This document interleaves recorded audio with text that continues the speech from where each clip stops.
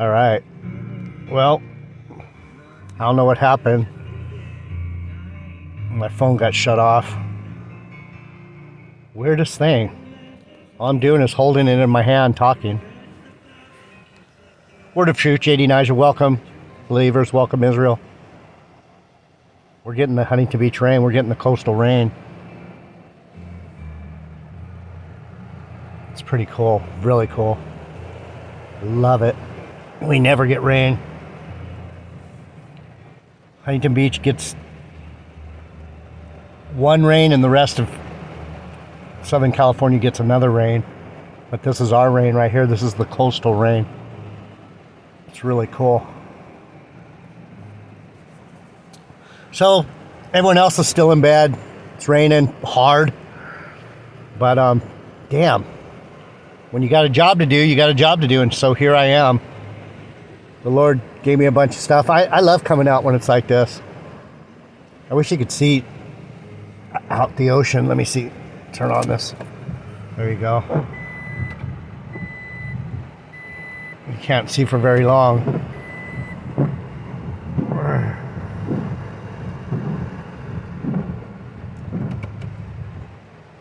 That's how hard it's raining. All right, so welcome, believers, welcome, Israel. Come on. There we go.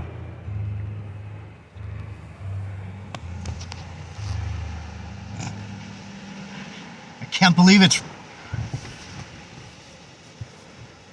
raining this hard. It's been raining like this for off and on for a few hours. Pretty rare for Huntington to just, it's really dark out too, can you tell? It's dark.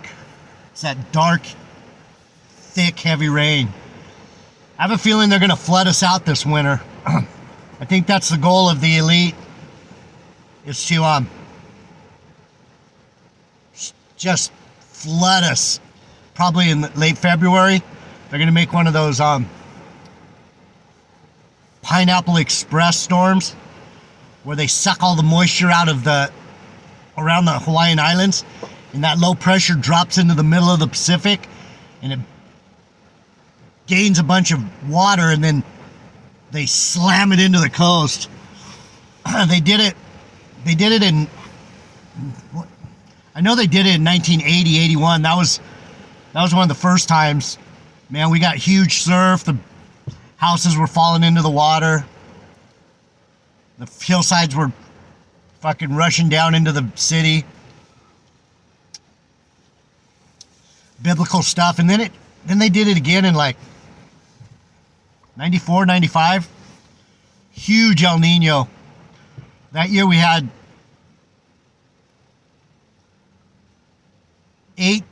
6 to 8 to 10 foot surf almost all winter. It was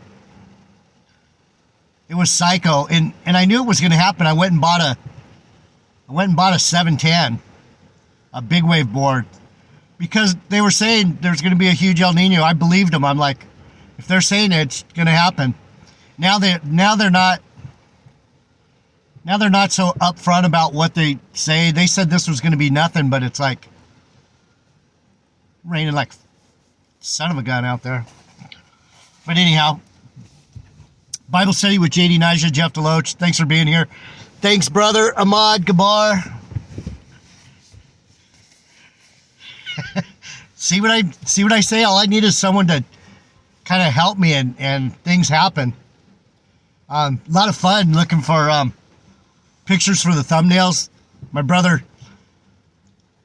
you might, if you see his videos, if you watch my videos, you're probably watching his videos, because we're like brothers. We're brothers.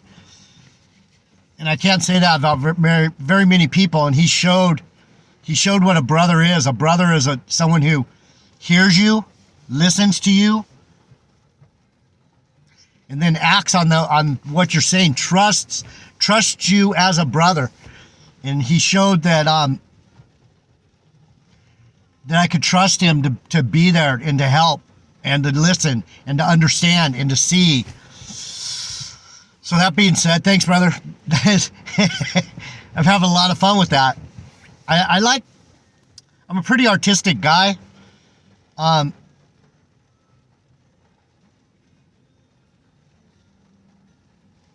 So that makes it a lot more fun. I can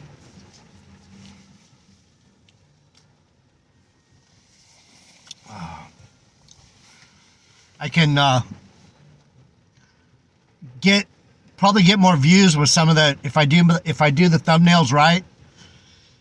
It'll help explain some of my messages that the title, it's hard to get a title for some of my videos. I'm like, what am I trying to say here? And kind of like the way I do my videos, it's kind of like, what's the Lord trying to say?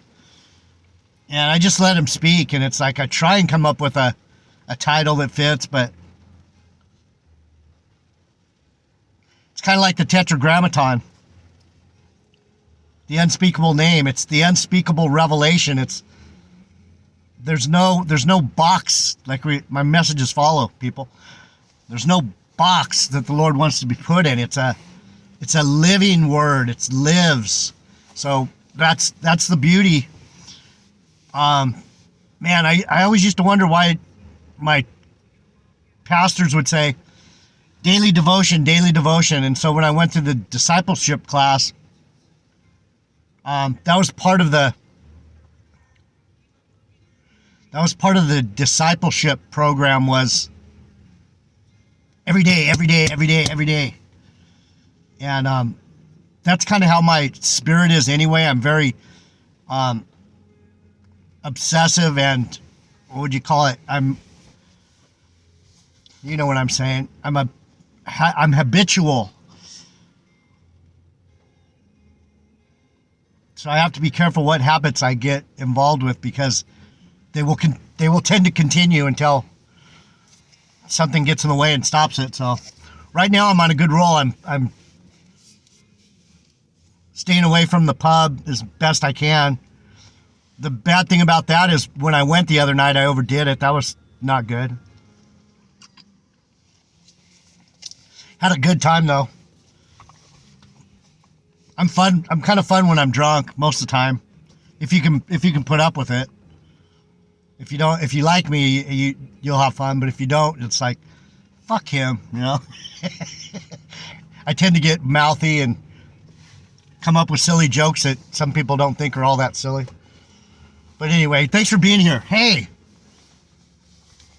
80 subscribers?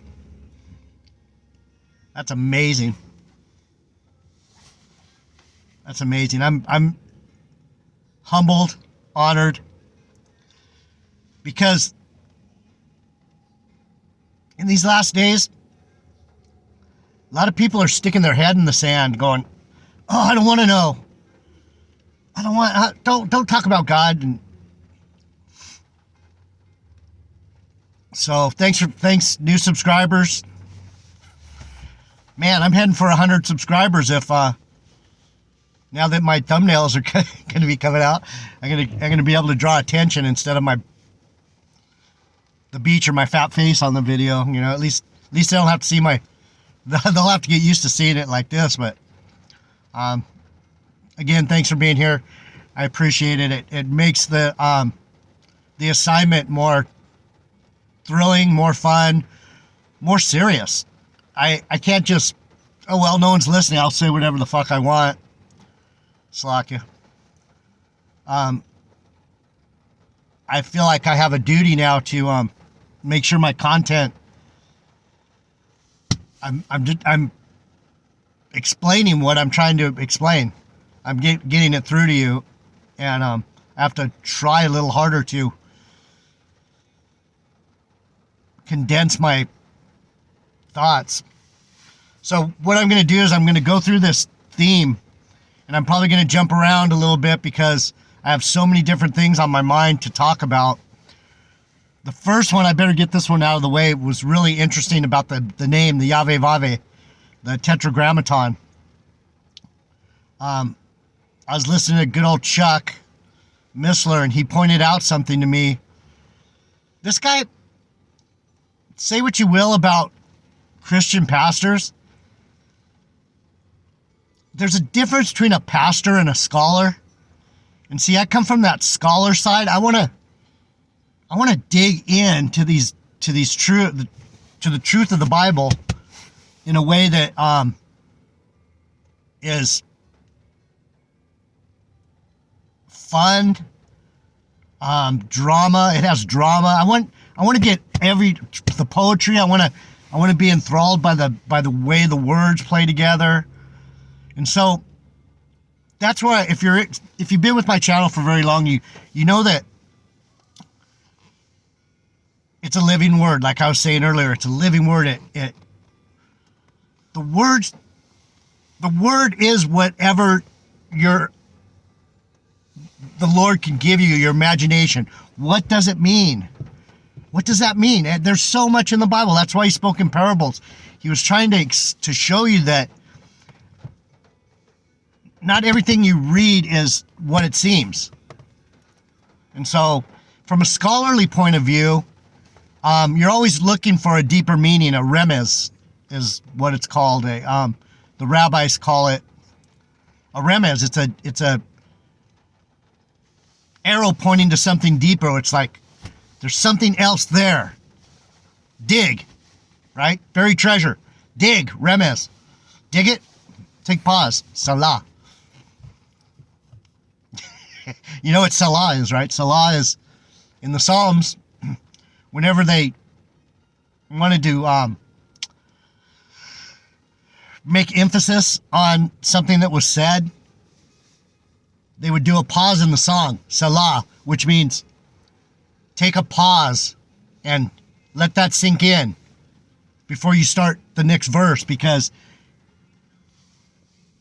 that's like precept upon precept, line upon line. It's like you have to understand, before you even can keep singing, you got to understand that. Otherwise, the verse you're singing, the worship and the praise and the thought isn't going to be sung to the Lord, because you're singing something you don't understand. So, Salah, take pause.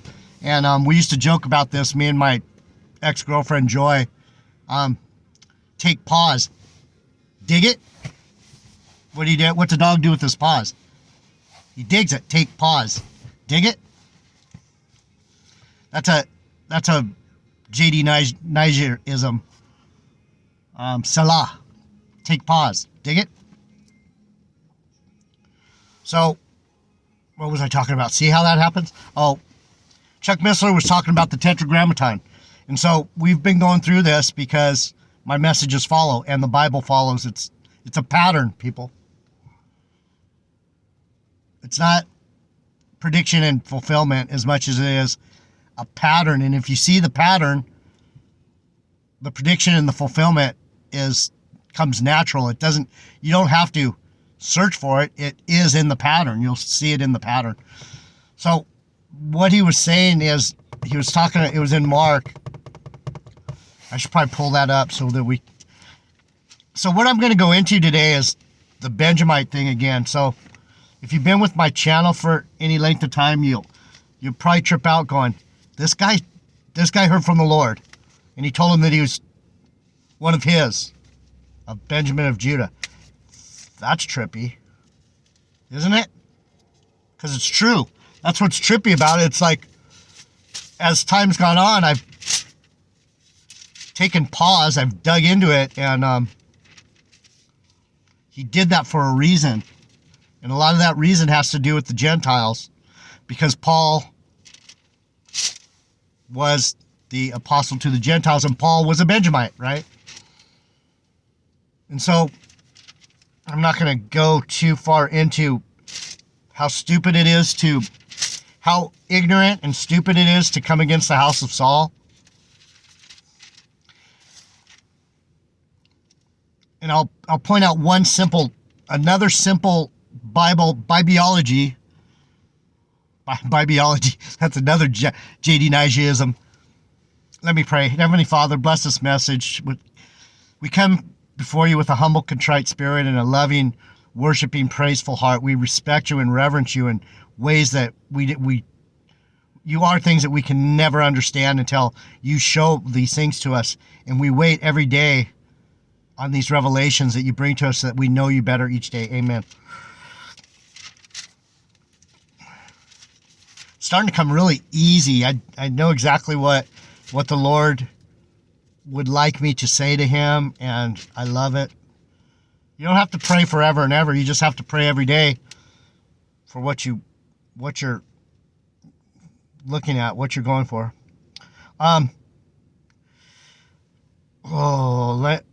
He made me stop right here for some reason. And they said unto him, we can. And Jesus said unto them, ye shall indeed drink of the cup that I drink of, and with the baptism that I am baptized. Withal shall ye be baptized. And so these people that say we're not going to go through tribulation, this is when John and James were saying, are we going to get to be at the front of the line? Are we going to get to be like you? And he's like, you don't want to be like me. It's a heavy cup to drink.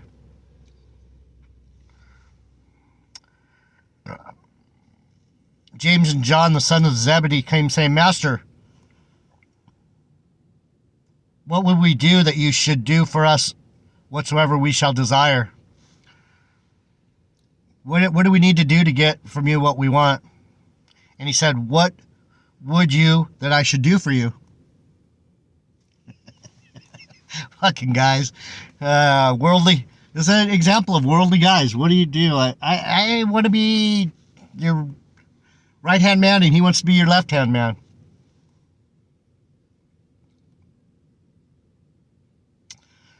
James, the son of Zebedee. That's not Jesus' brother. That's the other James. You know not what you ask. Can you drink of the cup that I drink of, and be baptized with the baptism that I'm baptized with? That's why I made that message yesterday.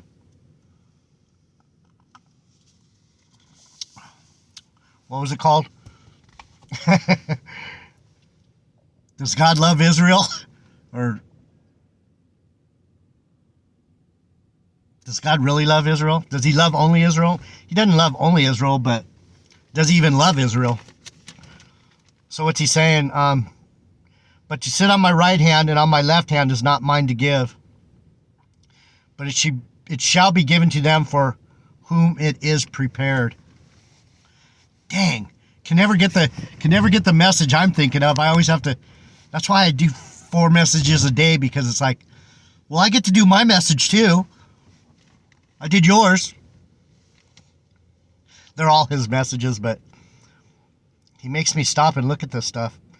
And when the 10 heard it, they began to be displeased with James and John.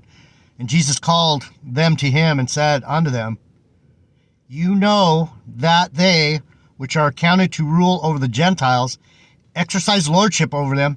This is why I went here. Or that's why the Lord brought me here. It's amazing shit.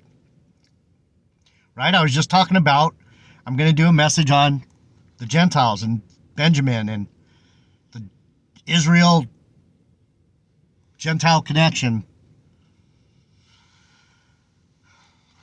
Wow. You know that they which are accounted to rule over the Gentiles exercise lordship over them, and their great ones exercise authority upon them. Who's the great ones? Fallen angels, the original first fruits, the Israelites. The ones that are here that don't really want to be here, but were commissioned, and we agreed to do it. Who will go? I will go. I will go. Send me. Damn. What was I thinking? Hey, by the way, thanks for even if there's only 8 or 10 of you that understand what I'm saying, that really get it, man, that's huge. You know how long many years I've had to hold this in, and people would like pretend to listen, and if you're here every day listening, you're getting like something that I've tried to give away for a long time. In these last days, the Spirit is being poured out on people. So it's like, wow, thank you, Lord. There's actually a belief in the truth. Even though it's hard to believe, it's a miracle, it's mystical. But so shall it not be among you, but whosoever will be great among you shall be your minister. What's a minister? Gosh darn it. A servant. Yes, he will. And whosoever of you will be the chiefest shall be servant of all.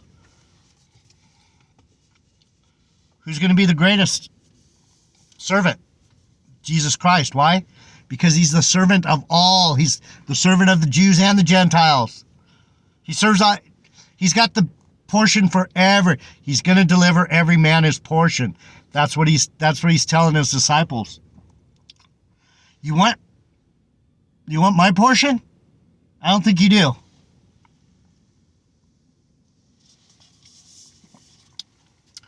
That's why I'm saying, who the hell wants to be Israel?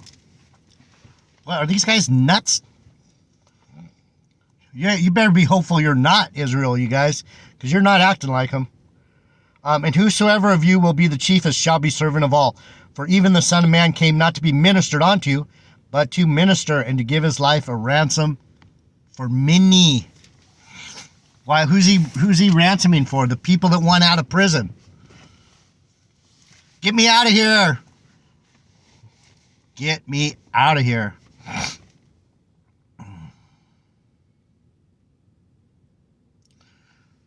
Please. So is the Brittany Griner fucking Merchant of Death story, the trade-off, the ransom, one for another, is that telling us something about ransom and about what the cost is to get someone back to you?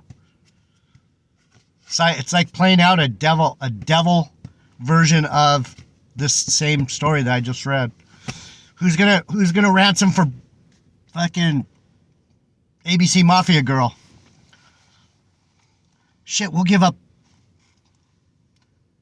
that murderous arms dealer for that girl that can shoot hoops that likes to suck gas.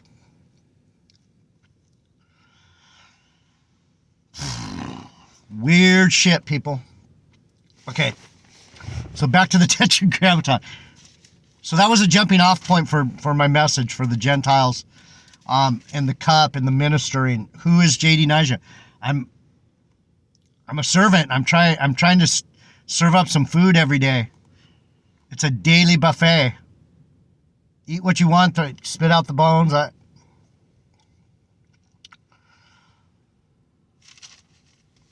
So the Tetragrammaton in the Gospels, we went over this not too long ago. I went into the fact that when Herod wrote Jesus of Nazareth, King of the Jews, I pointed out that it was written in each language: Greek, Hebrew, and Latin. Hebrew for the Israelites to know. Greek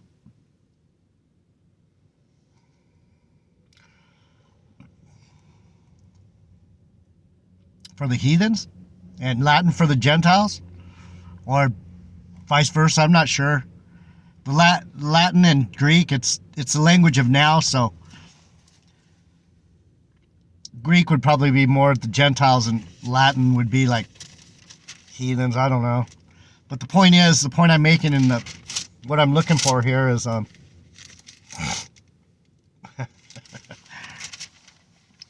Chuck Smith was pointing it out. I don't see it, but anyway, where it says Jesus of Nazareth, King of the Jews,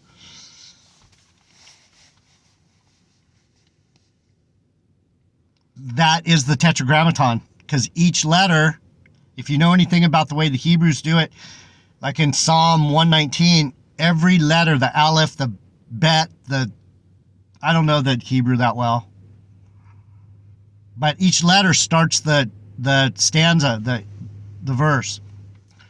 So if you look at Jesus of Nazareth, King of the Jews, you got to know that on the east side of Jerusalem, all those people read from right to left. Every language points to Jerusalem. Every language points to Jerusalem. To the west of Jerusalem, everyone reads from left to right. To the east of Jerusalem, everyone reads from right to left. All languages converge in Jerusalem. So anyway, I haven't written it out, and I don't know exactly what he's saying, but when you think of J, Yah, Ve, Va, Ve, you read it either way. Jesus is the King of the Jews. Yahweh, Va, Ve, J, J. And the word for king in Hebrew is with an H or something like that. So what we see is the Yahweh Vave, the unspeakable name. To the world, it's a language. It's a word. Yahweh, Ba'ashem, Yahweh Shai, Ahaya, Adonai. That's not really a name, that's a designation, but everyone tries to get a name, right? The point is, again, the messages follow. These are things that are going to keep coming to me through my studies, through my research, that I'm going to bring to you. These are things that I've already studied. That's why I already know them. It's just I don't remember everything. And so that thing that Herod wrote, what the interesting part about it is that the Pharisees said, no, right? The Pharisees told him, right, he said he was the King of the Jews. Write that. And Herod said, I will write what I write. I'm trying to find it. So when I come back, I'll get that. Dang, I have so much. I have so much I want to tell you. So Herod told him, I wrote what I wrote, and it will be written that way forever. In other words,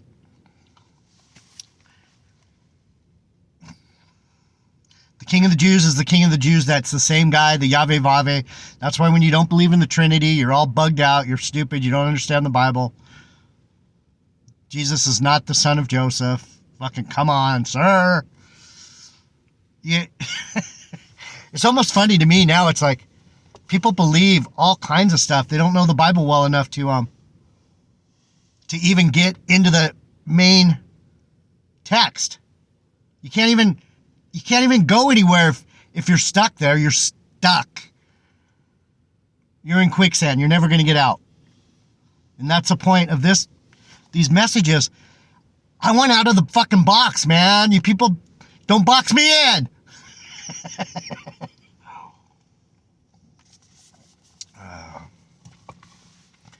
Let me see what I got.